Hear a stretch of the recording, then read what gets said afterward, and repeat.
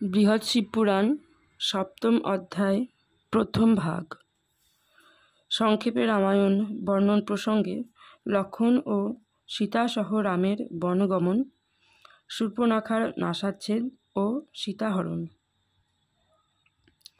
সানন্দ অন্তরে পুনঃ যত ঋষিগণ জিজ্ঞাসা করিল পুনঃ, ওহে মহাত্মন, বানর রূপেতে জন্মে কেন পশুপতি?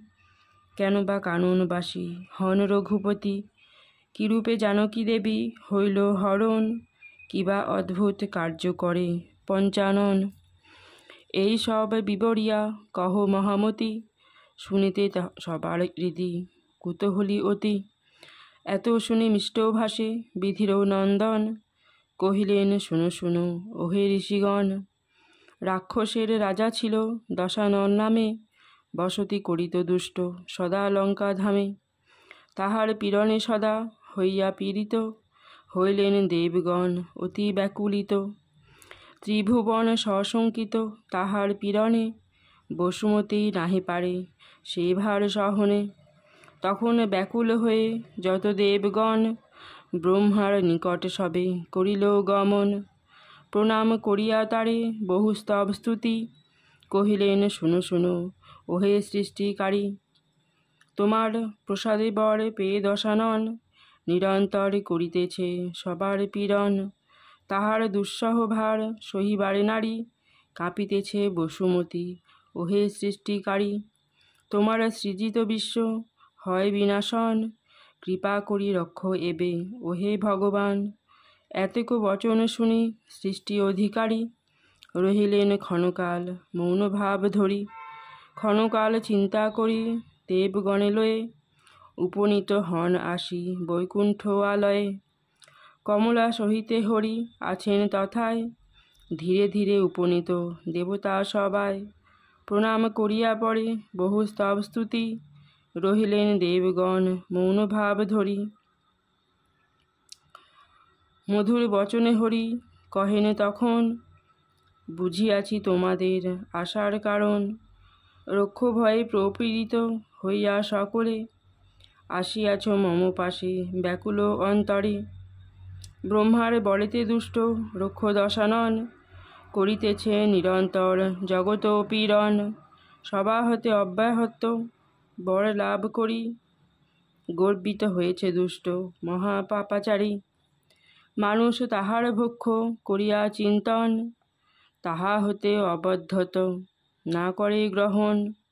অতএব নবরূপে যাইয়া ভূতলে, বিনাশ করিব সেই দুষ্ট দরাচরে। কিন্তু এক কথা আছে শুনো দেবগণ, শিবের পরম ভক্ত দুষ্ট দশানন। শিব ভক্তে নাশে হেন সাধ্য আছে কার? শিব বিনা নাহি হবে এ কাজ উদ্ধার।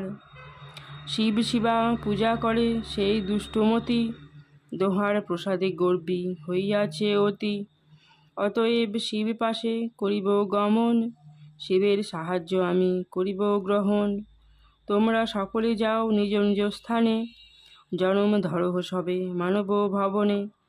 বানরী উদরে সবে লভহ জনম, ভল্লুকি উদরে জন্ম ধরো কোন জন। অযোধ্যাতে দশরথ প্রবল নৃপতি, নাহিকো তাহার কিছু সন্তান সন্ততি।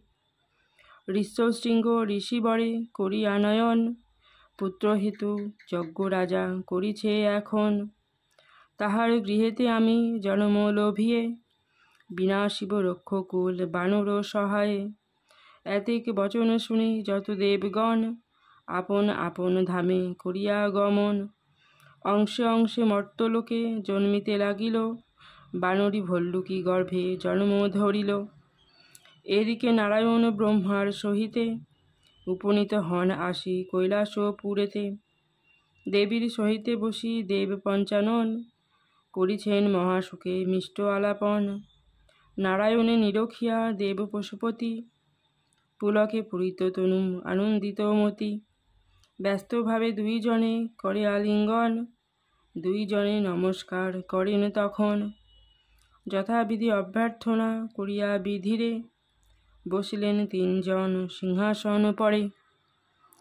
জিজ্ঞাসা করেন শিব আসার কারণ, বলিলেন মিষ্টভাষে দেবনারায়ণ, তোমার পরম ভক্ত রক্ষ অধিপতি পীড়ন করিছে লোক ওহে পশুপতি। তাহার পীড়ন সহ্য করিবারে নারী, কাঁপিতেছে বসুমতী ওহে ত্রিপুরারি। বিধাতা দিয়াছে বর জানহ শঙ্কর, তাহাতে গর্বিত সেই অধম পামর। অবাধ্য সবার সেই ওহে পঞ্চানন, নর বানরের হাতে হইবে নিধন। এহেতু জন্মিয়া আমি অবনীমণ্ডলে, বিনাশ করিব সেই দুষ্ট চরাচরে। আমার সাহায্য হেতু যত দেবগণ, বানর ভল্লুক রূপে করেছে জনম। কিন্তু এক কথা বলি ওহে পশুপতি, তব ভক্তে বিনাশিতে কাহারও শকতি। শিব শিবা পূজা করে সেই দশানন, কিরূপে তাহারে আমি করিব নিধন। শিব ভক্তে শিবা ভক্তে আমার ভকতে, বিভিন্ন নাহিক কিছু ভাবিবেক চিতে। এত শুনি হৈমবতী কহেন বচন, শুনো শুনো মম বাক্য ওহে নারায়ণ। গর্বিত হয়েছে বটে সেই দুষ্টমতি, উচিত বিনাশ তার ওহে মহামতি। কিন্তু আমি অধিষ্ঠাত্রী সে পুরী লঙ্কার, আমি বিদ্যা মানি না সে হেন সাধ্যকার। অতএব যাহা বলি করহ শ্রবণ, ধরাতলে লক্ষ্মী দেবী লভুক জনম। সীতারূপে জন্মিবে মিথিলা নগরে, তুমি হরি লভ জন্ম দশরথ ঘরে। চারিভাগে জন্ম ধরো তুমি নারায়ণ, তোমার করেতে সীতা হইবে অর্পণ। সীতারে হরিয়া লবে সেই দুষ্টমতি, তখন ত্যাজিব আমি লঙ্কারও বসতি। লঙ্কাপুরে যবে আমি করিব বর্জন, অনায়াসে হবে তবে রাক্ষস নিধন। এত শুনি পশুপতি কহে ধীরে ধীরে, কি আর বলিবে হরি তুমি হে আমারে। আমাতে তোমাতে ভেদ কিছু মাত্র নাই, এখন শুনহ যাহা বলি তব ঠাঁই। বানরী গর্ভেতে আমি লভিব জনম, সহায় হইব তথা ওহে নারায়ণ। দুষ্কর অদ্ভুত কার্য সাধন করিয়ে, অনুগত রব তব সানন্দ হৃদয়ে। আমা হতে তব কার্য হইবে উদ্ধার, অবিলম্বে যাহ তুমি অবনী মাঝার। এত বলি তিনজনে বিদায় হইয়ে, আপন আপন স্থানে গেলেন চলিয়ে। অঞ্জনা বানরী গর্ভে দেব পঞ্চানন, হনুমান রূপে আসি লভিল জনম। ভল্লুকী উদরে বিধি জনম ধরিল, জাম্বুবান নাম তার প্রসিদ্ধ হইল। কমলা জন্মিল আসি মিথিলা নগরে, এই রূপে দেবগণ সবে জন্ম ধরে। এদিকে শ্রীহরিদেব বৈকুণ্ঠ ত্যাজিয়ে, জনম লোভেন আসি মানব আলয়ে। কৌশল্যা উদরে রাম লভেন জনম, ভরত কৈকেয়ী গর্ভে জানে সর্বজন। সুমিত্রা গর্ভেতে জন্মে যমজ সন্তান, লক্ষণ শত্রুঘ্ন এই দুজনের নাম। ক্রমে ক্রমে চারি শিশু বাড়িতে লাগিল, রাজার নয়ন মন পরিতৃপ্ত হইল। বিদ্যা শিক্ষা দেন রাজা চারিটি কুমারে, দিন দিন শিশুগণ জনমন হরে। লক্ষণ শৈশব হতে রাম অনুগত, শত্রুঘ্ন ভরত দোহে জানিবে তে মত। সর্বাপেক্ষা জ্যেষ্ঠ রাম লোক অভিরাম, জগতে নাহিক কেহ তাহার সমান। তাহারে হেরিয়া লোক পুরকে গমন, সতত করেন তিনি লোকেরও রঞ্জন। ধনুর্বিদ্যা শিক্ষা করে চারিটি কুমারে, মহাযোদ্ধা হইল সবে অবনী মাঝারে। একদিন বিশ্বামিত্র আসিয়া নগরে, রামেরে চাহেন ভিক্ষা রাজারও গোচরে। যজ্ঞবিঘ্ন করে সদা রাক্ষসের গণ, তাদের নাশিতে হবে এই সেই কারণ। নৃপবর বহু চিন্তা করিয়া অন্তরে, রামেরে অর্পণ করে বিশ্বামিত্র করে। বিশ্বামিত্র সহ রাম করেন গমন, অনুগামী হন তাহে অনুজ লক্ষণ। পথিমধ্যে সুবাহুকে করিয়া সংহার, মারি চিরে এক বাণ করেন প্রহার। বানাঘাতে দুরাচার ঘুরিতে ঘুরিতে, নিপতিত হইল বহু যোজন দূরতে। তারপর যজ্ঞস্থলে করিয়া গমন, তারকা রাক্ষসী রাম করেন নিধন। এইরূপে যজ্ঞ রক্ষা করিয়া যতনে বিশ্বামিত্র সহজান মিথিলা ভবনে। হরধনু ভাঙ্গি তথা রাম রঘুবর জানকীরে লাভ করি হরিষ অন্তর। সহপুত্র দশরথে করিয়া নয়ন চারি কন্যা দেন সুখে মিথিলা রাজন। সীতারে রামের করে করিলেন দান লক্ষণে উর্মিলা দেন সুন্দর সুঠাম। মান্ডবী নামেতে কন্যা দেন ভরতেরে শ্রুত কীর্তি কন্যা দেন শত্রুঘ্নের করে। এইরূপে চারি কন্যা করিয়া অর্পণ যৌতুক দিলেন কত মিথিলা রাজন। নারী লাভ করি সবে আনন্দিত মনে চলিলেন অযোধ্যায় বন্ধু আদি শনে।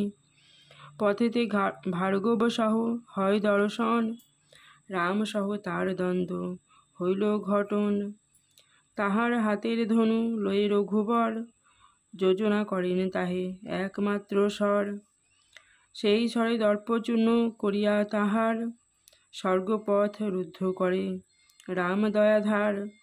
এই রূপে দর্পচূর্ণ করিয়া তখন অযোধ্যা নগরে রাম করেন গমন। ভরত তাহার পর মাতুল সহিতে মাতামহ গৃহে যান পুলকিত চিতে। কিছুদিন পরে দশরথ নরপতি রামেরে করিতে রাজা করিলেন মতি। প্রজাগণ তাহা শুনি পুলকিত মন কইকেয়ী দাসীরে মুখে করেন শ্রবণ। বর্ষাবশে নদী যথা কলুষিত হয় দাসী বাক্যে হইল তথা কইকেয়ী হৃদয়। দাসীর বচনে তিনি বিমুগ্ধ অন্তরে উপনীত হন গিয়া রাজার গোচরে। পূর্ব অঙ্গীকার তারে করো এ স্মরণ ভরতেরে রাজ্য দিতে বলেন তখন। 14 বর্ষ তবে রাম যাবেন কাননে মাগিলেন এই বর দশরথ স্থানে। দেবীর বচনে রাজা হইয়া কাতর বিনয় বচনে তারে কহেন বিস্তর। কিছুতেই ক্ষান্ত নাহি মহিষী হইল রামের কাননে বাসে প্রেরণ করিল। রাজ্য প্রতিনিধি এবে হইল কাননে জটাচির ধরি রাম চলিলেন বনে। অনুজ লক্ষণ গেল সহিতে তাহার চলিলেন সীতা দেবী নন্দিনী রাজার। 3 জনে বনবাসে করেন গমন শোকাকুল নরপতি বিষাদিত মন। কৌশল্যা কাঁদেন কত বর্ণিবারে নারী সৌমিত্রী জানকী রাম রথ পরিচরি। সুমন্ত্র সহিতে যান ছাড়িয়া নগর পুরবাসী সবে সঙ্গে বিষণ্ণ অন্তর। পথি মাঝে রঘুবর পুলক অন্তরে কহিলেন একনিশা কুহকের ধরে। তারপর সকলেরে করিয়া বিদায় বন মাঝে যান রাম লইয়া সীতায়। সঙ্গে সঙ্গে অস্ত্রধারী অনুজ লক্ষণ ভৃত্যের সমান অনুগামী সর্বক্ষণ। ভরদ্বাজ মহামুনি রহেন যথায় উপস্থিত রঘুবর সানন্দে তথায়।